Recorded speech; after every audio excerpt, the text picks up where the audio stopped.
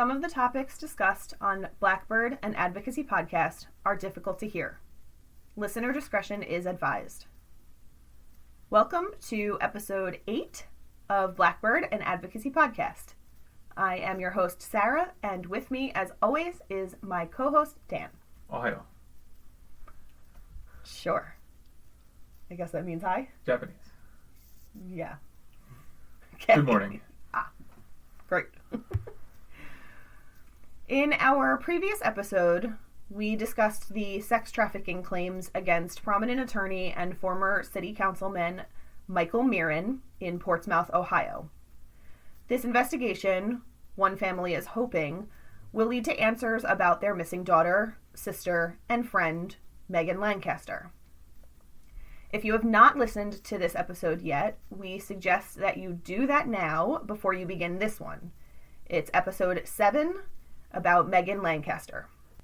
While Megan's family is hoping they'll receive answers about Megan's whereabouts through discovery involving the sex trafficking ring Mirren is supposedly involved with, the Portsmouth Police Department believes Megan's disappearance could be connected to the disappearances of other missing and deceased women that have not been connected to Mirren, but could be connected to a possible serial killer.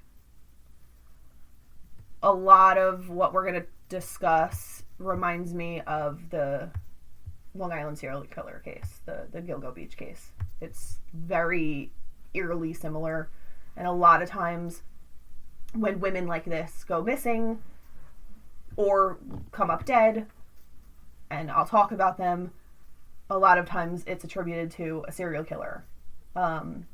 Which I don't necessarily know if that's always the case. I mean, at any given time, we, around the country, have about 300 active serial killers. And which is crazy. Yeah, I mean, a serial killer is defined as somebody who kills 3 or more people with cooling off periods between.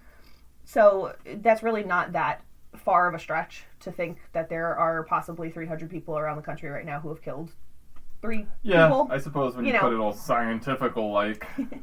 I mean, 3 people, it's not a lot. It's a lot when you think about we don't want those deaths. I killed at least 12. But, you know, it's, in the grand scheme of, like, thinking about some of the most prolific serial killers, 3 is not that crazy a thought.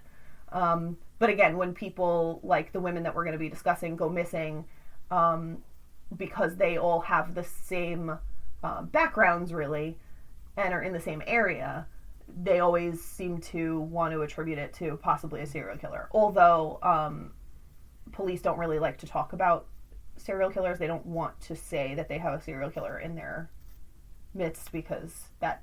They'll freak people out. Exactly. Yeah. Public panic. Exactly. But as we talk about the case, you know, you can make your own decisions on what you believe it might be. So Holly Logan was last seen in Columbus, Ohio in July of 2013. When Holly was 9 years old, she was involved in a car accident in which her mother died. According to Holly's sister, Amber Logan, prior to their mother's death, life was normal, but after, life got off course for both of them. Eventually, Holly left Pickaway County for Columbus and unfortunately fell into a life of addiction and sex work. Even though Holly was last seen in July of 2013, she was not reported missing until a year and a half later in December of 2014. Her disappearance was learned of by authorities when they were investigating the disappearance of another woman, Jamie Bowen, as the two had mutual friends. Holly was born on September 19th, 1985, and was 27 years old when she went missing. She would be 34 now. Jamie Bowen, born November 12, 1991, was last seen in Columbus, Ohio on April 10, 2014, walking from her sister's home to her parents' home just a few blocks away. Her family believes she is a possible victim of human trafficking. She was 22 when she disappeared and would now be 28 years old. She left behind 2 children. That sucks. Only a few weeks after Jamie's disappearance, Charlotte Trago, born on June 5th, 1986, went missing on May 3rd, 2014. She was last seen in Chillicothe, Ohio, leaving on foot from her home after she was evicted by her roommate. She was reported missing on May 18th. Charlotte is a known heroin and prescription drug addict, but just prior to her disappearance told her mother she wanted to turn her life around and asked for information about a rehabilitation center. She was 27 years old at the time she went missing and would be 33 today. Another few weeks went by since Charlotte's disappearance, and another young woman went missing, someone Charlotte knew. Tamika Lynch was born March 19, 1984. She was reported missing on May 20th, 2014 by her husband, who had said he had not seen her since May 16th of that same year. But police did not take her disappearance seriously. They did not put her in the system as a missing person, and on May 22nd, 2014, stated there was, quote, no reason to believe she's in any danger. Hear that shit all too often. Yep. Doing this, don't we? However, just 2 days later, on May 24th, 2014, Tamika's body was found in Pate Creek near Bainbridge, Ohio. She was clothed only in a pair of socks. Her autopsy concluded she had died from multiple drug overdoses, and the manner of death was undetermined. She was 30 years old when she died and was a mother of 3. That sucks. I mean, you know, it always sucks when you have the loss of life like that. But every time you hear that they leave kids behind, you now know that 3 more lives are ruined. Yeah. And her husband reported her missing. Yeah. The police so often don't take it seriously. I mean, how many times have we talked about that doing this podcast? How, you know, literally there's a life that could have been saved. Right. But people were just like, meh. Exactly. It's Monday. I want to get my coffee and go home. Yeah. You know? They didn't believe there was any reason to think that she was in danger. That's what they said. And then 2 days later, they find her dead. Which, like, you know, just because there isn't a reason to believe someone is in danger doesn't mean that the person is not in danger. Right. My thought always about this, like, I understand, you know, if you have, like, a 15-year-old who has a history of being a runaway, like, I get that you automatically, you know, the police automatically go to, well, she probably just ran away, whatever the case is. But even with that, any of these cases, when somebody is reported as missing, the police need to do their due diligence. Yeah. We are paying them to... A lot of money in some cases. Yeah, well, here especially. We are paying them to make sure that they are keeping our community safe. And that they're protecting the people of the community. If they hear that somebody went missing, their first thought is, oh, they'll probably turn up. But we know that the first 24 to 48 hours of somebody missing are the most crucial. Yeah. And clearly in this case, 48 hours later, she ends up dead. Yep. Now, I don't know if she was deemed to have died, you know, the day that she went missing or whatever the case is, but they found no reason to go search for her. And she was found, I think, by, you know, some people that were just, like, walking by the creek or whatever. Like, the police didn't even, you know, the police weren't even searching for her. It's just someone happened upon her and reported it. And they were like, it was the woman that was reported missing a week ago. Like, like, doesn't that just make you feel like a jackass? Mm-hmm. Doesn't that just make you feel like you didn't do your effing job? When you're like, oh, whatever, you know, this person was reported missing, but we're sure they're okay, and now they're dead. Yeah. Like, you know, in my job, if I make a mistake, the first thing I think is like, oh, okay, let me see how I can not make that mistake in the future. Yeah. But how many times do we hear about people go missing, and then the cops don't research it, and the person is dead? Exactly. Like, I get that happens, like, once ever in the history of the world. Maybe even a couple of times ever in the history of the world. But this happens all the freaking time. Like, don't you think that it should stop happening at some point? Don't you think that we should figure out how to make this not happen at some point? Yeah. Right, exactly. And, you know, who knows if they're really putting in the effort to search for these other women. These other women have been missing. They're not, that's my point. Since 2014. And one woman in the case is 2013. She wasn't reported until a year and a half later in 2014. And it said that one of the women was investigated as being missing because they were investigating another woman. They found her through the investigation of the other woman. But how much effort is actually going into these? Because, again, the police see them as, oh, well, they were drug addicts, they were sex workers. Right. They're probably runaways. Right. Like, we don't care about them. Right. Or they're bad people anyway, so they don't deserve our help. Exactly. But, there was really no talk about with Tamika if she was a sex worker. Like, I couldn't really find a lot of information. So, while she went missing around the same area as these other women, and I'll talk about more with some others, it's interesting to me that some of them may not have chosen this life. Right. You know what I mean? And to me, I don't know if... I mean, it may be attributed to a serial killer. We could possibly call the person a serial killer. But to me, it sounds like they were caught up in sex trafficking. And either... she was found to have had multiple drug overdoses. So either they were plying her with drugs, or she was an addict, or whatever the case is. She may have died, and they may have just been like, oh, we're going to dump her body. Sure. So... Yeah, she's just a resource that's used up. Exactly. She's dead. We're just gonna throwing out a paper plate. Mm-hmm, we're gonna throw her out like trash. I'm done with this. It's got ketchup on it. Exactly. Garbage. And that's basically what they're seen as in the sex trafficking world to their traffickers. Sure.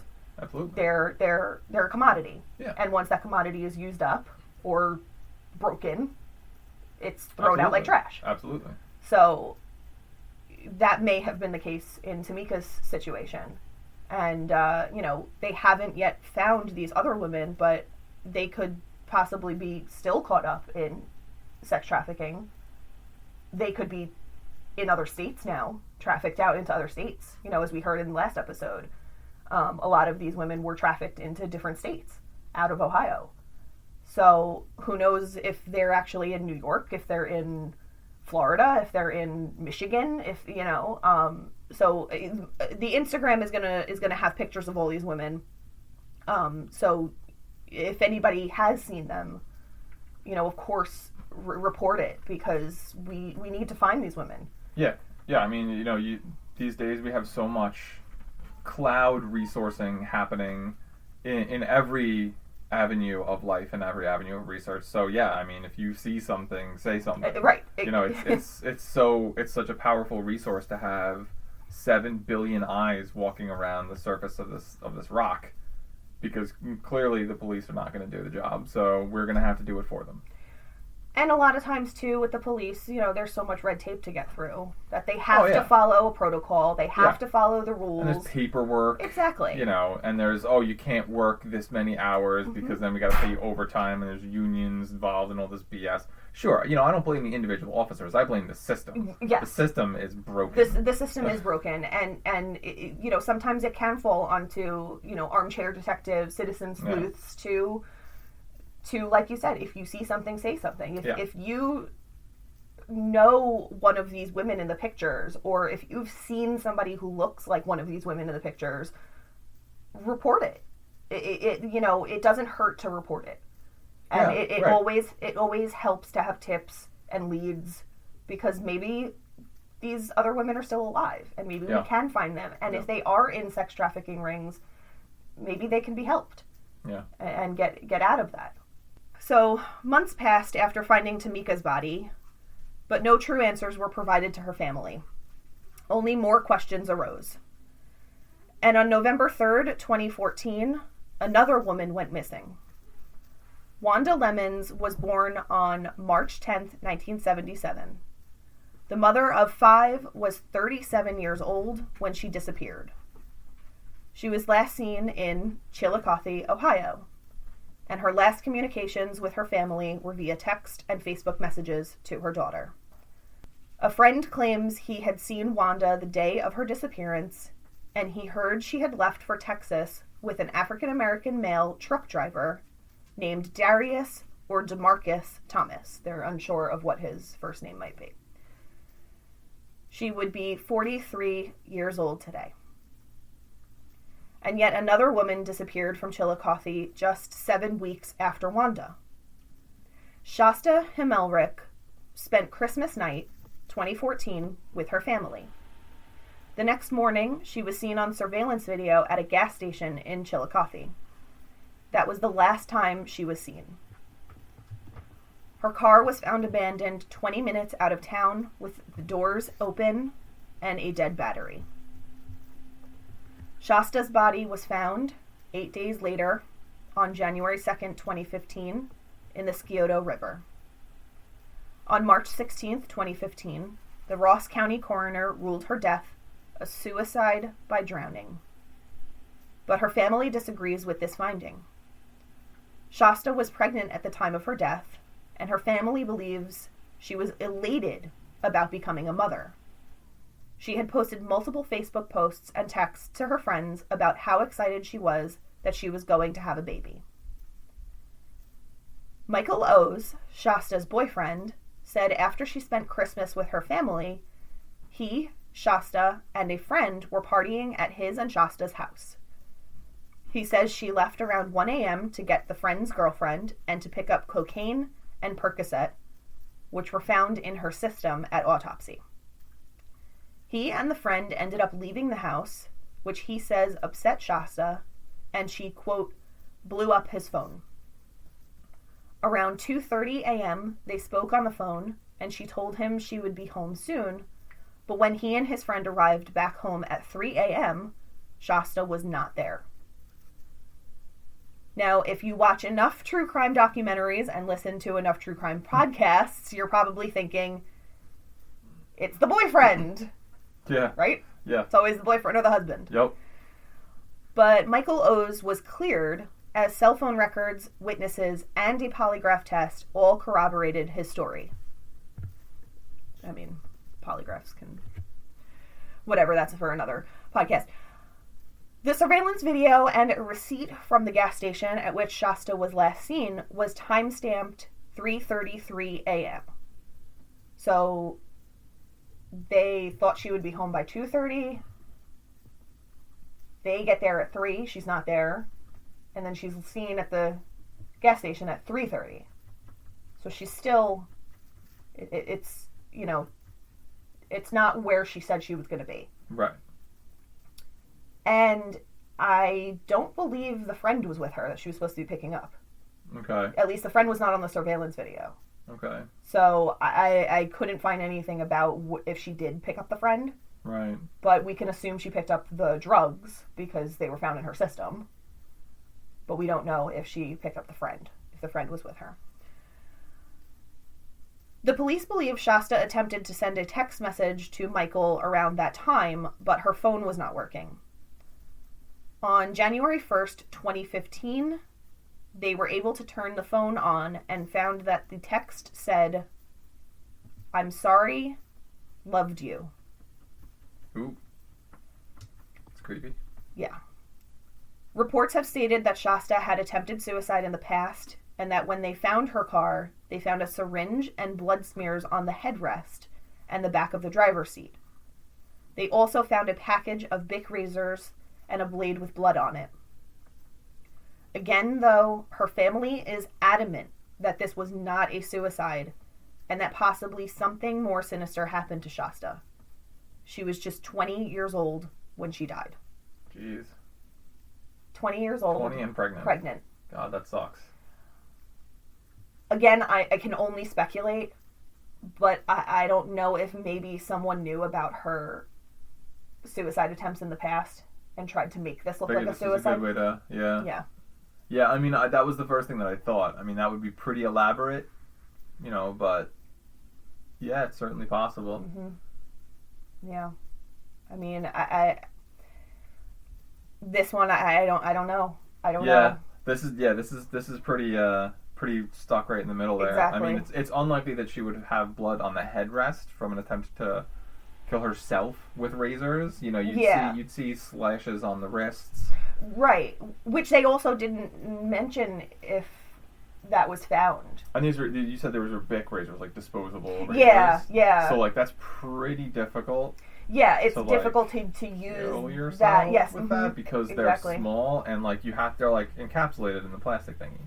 So like you could Mhm. theoretically like break the plastic thingy open and get one of the individual blades. Right, one blade. Mm-hmm. But first of all, I mean they're pretty small, so the likelihood of even being able to hold them in your fingers with enough dexterity to like make any kind of actual cut is pretty unlikely. Usually when people use those, like you're saying, those small blades, it's not necessarily for suicide, it's for self-mutilation.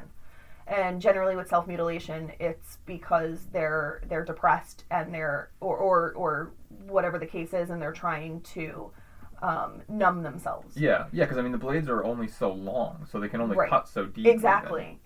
Yeah, you can't really get deep enough to do serious enough damage to bleed out. Yeah. To cut a major artery.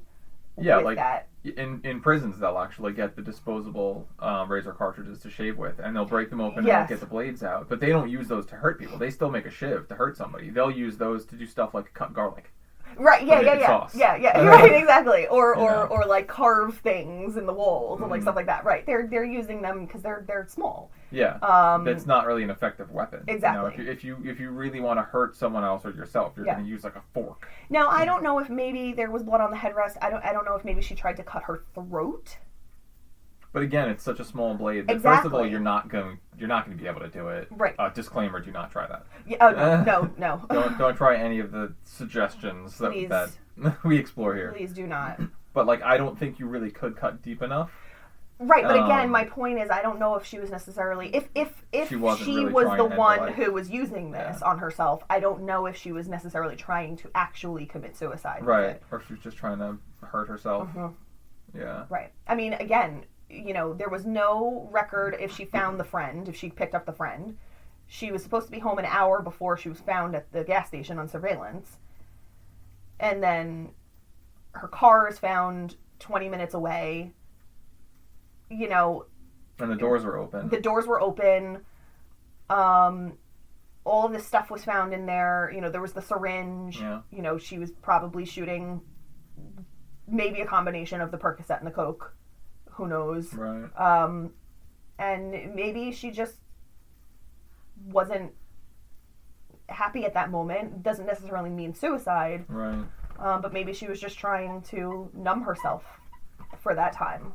Yeah, and I mean, like, who reaches over to their passenger seat to open their passenger door right before they attempt suicide? Yeah, like that's funky that the passenger door was open, that both doors were open like weird.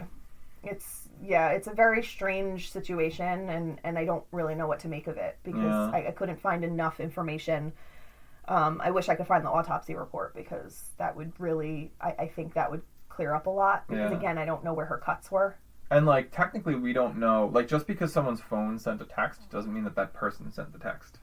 Correct. If I want to take your life and make it look like a suicide, I'm going to do the deed, and then I'm going to take your phone and send a text saying, I'm sorry, I loved you.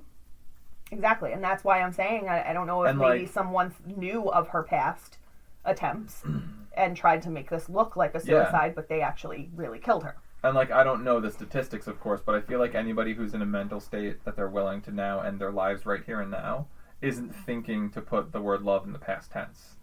They're very emotional at that time, so they're going to say, I love you. I don't know. I don't know. Have you ever heard of that before? I mean, that could have been her suicide note. No, I know, I get it, but... But, in that moment, I don't know. Well, let me ask you a question, though, Sure. as someone who researches this kind of effed up stuff. Yes. How often will you see, even in a full-on suicide note, things written in the past tense? I mean, emotional things like, I loved you. How often do you see I loved you versus I love you? Or will always love you? Yeah. No, you're right. Because people who are in that state, you're right. Especially when you premeditate a suicide like that, you're not really thinking about that particular moment. You're thinking about the future. You're thinking about the world is better off without me. My family's better off without me. So you're thinking in the future. So, again, I don't know the statistics. I don't research this stuff as much as you do, but I would tend to think that they're often going to say, like, I will always love you. No, that's or you'll be better without me. That's a good point. Things are written in the future tense, not so much in the past tense. That's a good point, and actually, I will research that because that's an interesting thing to think about. Because, right, if generally speaking people are using present or future tense, using the past tense in this text message may have been someone else. Yeah, for sure. It may allude to the fact sure. that it wasn't her who wrote it. Yeah. Yeah. All right, well. Because, I mean, to me, that would be one of the biggest indicators Yeah. in support that she was committing suicide is right. the text message. Yes. But again, if the text message isn't legitimate, then that takes the biggest piece of support for it being a suicide right out of the equation. Right. And, you know, we talk about this a lot, not on the podcast, but we talk about this a lot.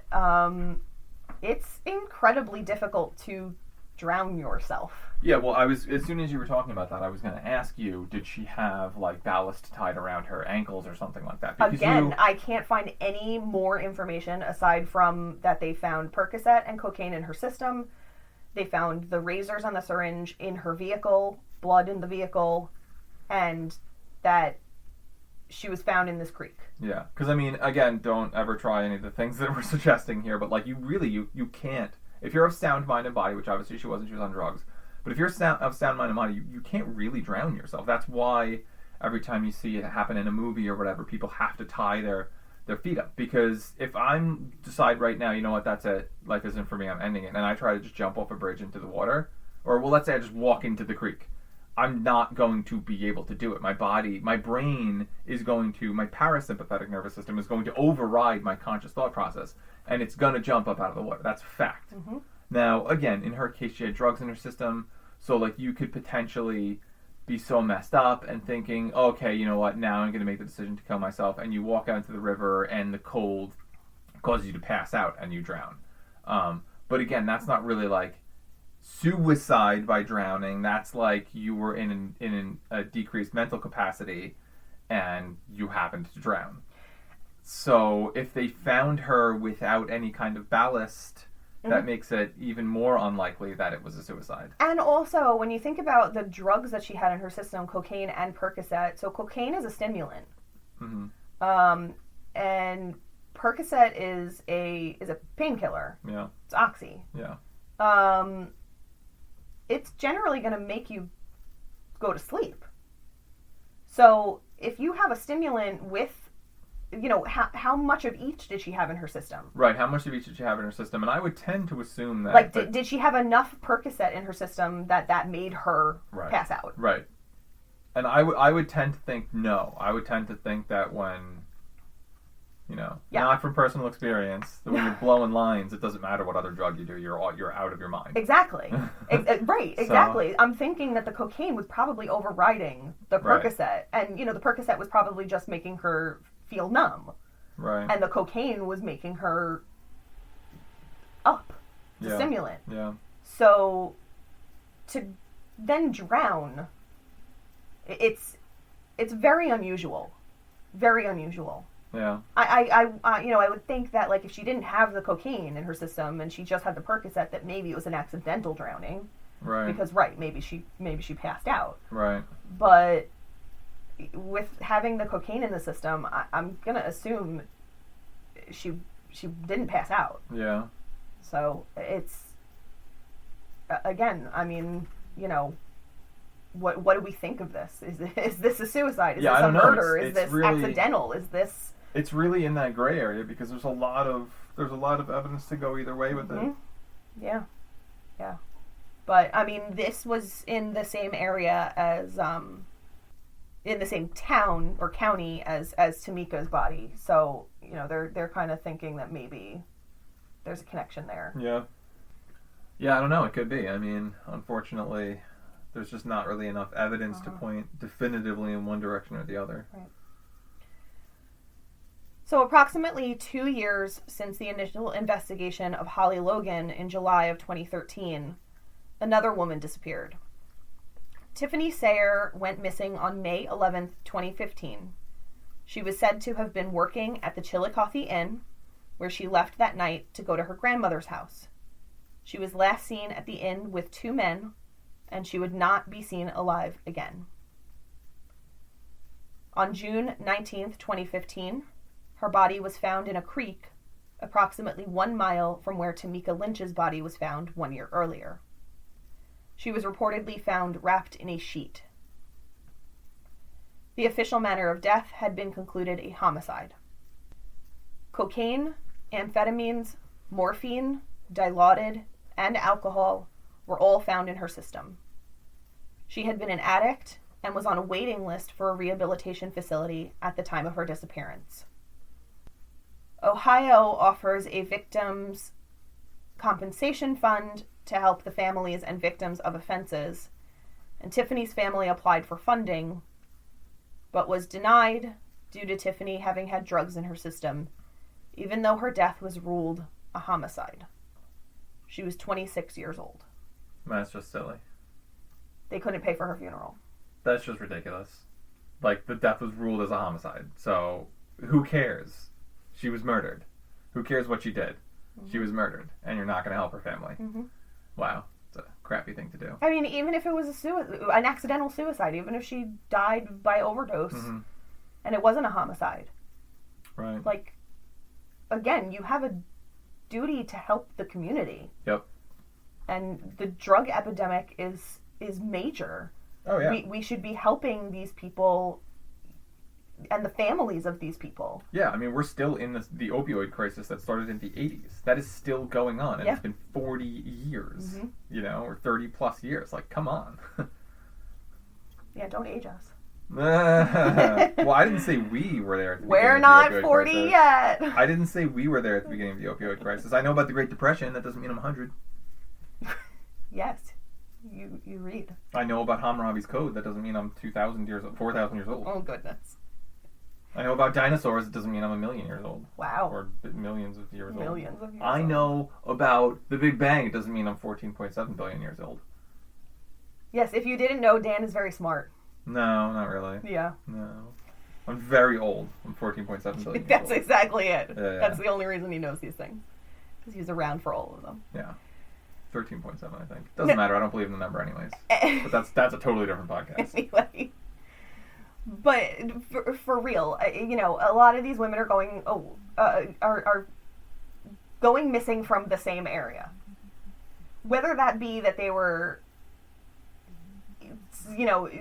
killed by separate people in separate situations and isolated incidents, or they were killed by the same person, or they were caught up in sex trafficking and they overdosed and people dumped their bodies. The fact that she was found wrapped in a sheet, she was last seen at a motel, and she was wrapped in a sheet. Yeah. Right, and exactly. she was like, seen how convenient. with these men. Right. Like, did we do a fiber analysis on that sheet and compare it against fibers from the sheets at the motel? Right. Is it a sheet from the motel? Right. Exactly. It's basic cop work. I don't know. I gotta know that. I mean, maybe it was. Again, I couldn't find a lot of information. Right. And that's what bothers me, too, is that a lot of these cases, just like the Gilgo case, you can't find a lot of information about these women because they, again, are not cared about. Right. By the community, by the media. Right. The media just wants to talk about the salacious details. Right. They don't want to talk about who these women were and the case surrounding their actual demise and the fact that they were human beings. And let's talk about if there is a serial killer in this area, maybe other people have to be worried. But, they just want to talk about the fact that, she was seen at a hotel with two men. Right. Yep. Done. Because it's entertainment. It's just about entertainment. Right. It's not about serving the public good. Right. That just bothers me a lot because I really want to know more about what happened and why it happened. Right. And how we can maybe stop it from happening in the future. People so often gloss over that fact. That, like I said, if I'm at work and I make a mistake, it sucks. And I'm going to feel bad about it, but this is a learning opportunity. I want to learn how to not do that thing again. Right. And if somebody dies, I'm probably going to want to not do that thing again. Right. Exactly. These are lives we're talking about. And don't we want to prevent the loss of life? Essentially. I mean, you would think that's what the police are supposed to be doing. Mm-hmm. Is any government agency. It's their job to serve the public. Mm-hmm. Not to collect money and go to nice dinners and drive nice cars. That's not the point. The point is to serve the people. To improve the condition of life for the people. They should take, like, vows of poverty and stuff like priests do. The funny thing is I don't want to digress too Yeah, much. yeah. Okay, we're getting off on a tangent. Apologies. But, again, these women are being found in the same area. They're going missing from the same area. Some are being ruled suicide. Some are being ruled homicide. Some are still missing. What's the correlation? Why are they being investigated together? Why could Megan Lancaster be brought into this? Because she is being investigated with all of these women. There's so much overlap, but there's so much difference also that it's interesting to see why the police are possibly investigating these all as one grouping. I mean, I'm going to assume the suicide is not being investigated with this anymore. However, the family wants it to be investigated more. But, it's when you see multiple people who are in the same industry going missing from the same area, where does your mind take you? Yeah, I mean, if you've got a bunch of steel mill workers and they're all dying of, black lung or whatever it may be, that gives you what's going on here. If you see a bunch of sex workers all dying in the same town, something's going on. Right. Right. Exactly. Yeah, I mean, I guess only time will tell. Unfortunately, yeah, it will take time. Mm-hmm. It's ridiculous how long some things take. Wanda, Charlotte, Tamika, and Tiffany all disappeared from the same city in the same time period. Charlotte and Tamika were friends and went missing on the same day. Wanda disappeared 6 months later, and Tiffany approximately 6 months after that. All within 1 year, these 4 women disappeared. Eric Bellamy, founder of local missing persons group Jamie's Message, told NBC4 that several of the women attended the same rehab center and ran in the same crowd. He explained, quote, "The rehab center in Scioto County is connected not only with Jamie Bowen's case, but down in Portsmouth with Megan Lancaster's case, and in Ross County with Charlotte Trigo's case. Of these 8 women, 5 are still missing, and unfortunately, the 3 that have been found are deceased, and police are no closer to finding out why. The FBI has been called in to help with these investigations, and local authorities are unsure if this is potentially the work of a serial killer. Being that a lot of these women were addicts and possible sex workers, there is also the theory that sex trafficking has something to do with this. Hence, what ties this back to our original story about trafficking in episode 7. While there is no evidence and no link from authorities that Michael Mirren has anything to do with their disappearances or deaths, families are waiting with bated breath to see if anything points in that direction or in the direction of sex trafficking at all. But just like the Gilgo 4 and Shannon Gilbert from episode 1 of our podcast, these women deserve justice. And I find that so interesting too, that there's that connection of the rehab center. Sure. Sex traffickers seek out Absolutely. people who are in vulnerable states. Yeah. Where better to go? I've been told many times that one of the hospitals we have here on Long Island has an outpatient rehab facility connected to it. And they have found many times that traffickers will wait outside for the women to come out of their therapy sessions or whatever they're in there for, so that they can offer them drugs and get them back into the life. Yeah. I wouldn't be surprised if that's what's happening here. If there is a trafficker who is waiting outside this rehab facility for these women to come out and say, hey, you're addicted to cocaine. I have some. Right. You want some? Right. Yeah, basically, they're going to offer solace and, Mm-hmm. But yeah, basically they're saying, hey, you like coke, I have some. Exactly. Get in my van. Yeah. Come with me. Yeah. Let's go. And it's then a free tool. It's like standing outside a Home Depot and just waiting for a miter saw to hop into your arms. Right. So the fact that 3 of these women are connected to this one rehab facility. Yeah. Oh, yeah. You know, that's... It's his hunting grounds. That's huge. That's huge. Yeah. That's a huge deal in general, and that's a huge deal in the sex trafficking world. Yeah. So, you know, to me, at least with those 3 women, that's where it's pointing for me. That they are in sex trafficking. I agree, for sure. And whether Michael Mirren has anything to do with that part of it, you know, we'll find out when hopefully they let us know what they discovered at his home when they, you know, seized all of his stuff. But I think that that's unfortunately what happened to these women. That I think that they were drawn into the life because of drugs. Yeah. Yeah, I mean, we talk about that all the time. That's basically the unifying argument here. Is they always get drawn into the life by the drugs. Yeah. You know, you take somebody who's in a depressed state and offer them this magical feel-good pill or injection or whatever it is. Yeah. Boom, you got them. And it just so happens to be an addictive substance. Perfect. Even if the trail goes cold, the searching should never stop. These women are stolen lives. They leave behind loved ones who want to see them again. They were and are loved by people not giving up the fight. A lot of them even have Facebook groups dedicated to getting answers. Their mothers who have children now growing up without them. Their daughters whose parents need answers. Their sisters whose siblings are now missing them at pivotal moments in their lives.